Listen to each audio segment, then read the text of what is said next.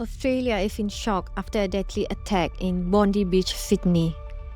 Gunmen opened fire during a Hanukkah event. Police says the attack was targeted at Jewish community and being treated as terrorism. On the afternoon of December 14, 2025, people gathered near Bondi Beach, Sydney for a public Hanukkah event. Police say the attacker arrived with a gun and started shooting, and the shooting lasted for several minutes.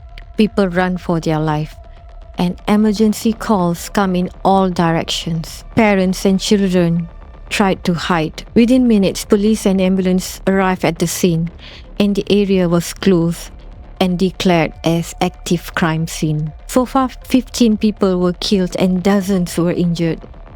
Australian officials say this is the worst mass shooting they have seen in many years. Now, let's talk about the who and where.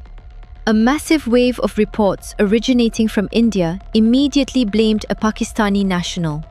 The problem is Pakistan. Sajid Akram and his 24-year-old son, Naveed Akram. And Pakistan has been shamed before the world.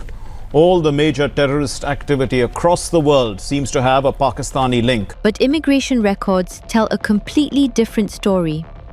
The attackers were a father and son. The father, Sajid Akram, 50 years old, and the son, Naveed Akram, 24. Here is the verified data. The Philippines Bureau of Immigration confirmed that when these two traveled through Manila in November 2025, just weeks before the attack, Sajid Akram presented a passport identifying him as an Indian national.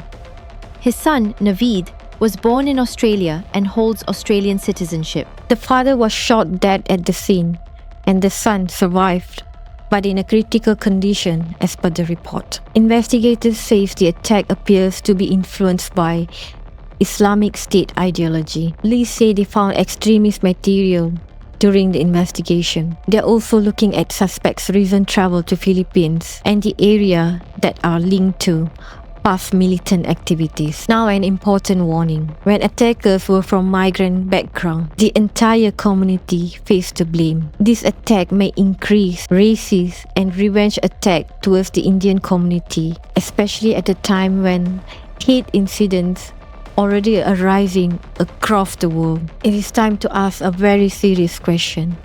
Why are an individual from Indian community were involved in such a violent attacks across the world? What is pushing some people towards this path?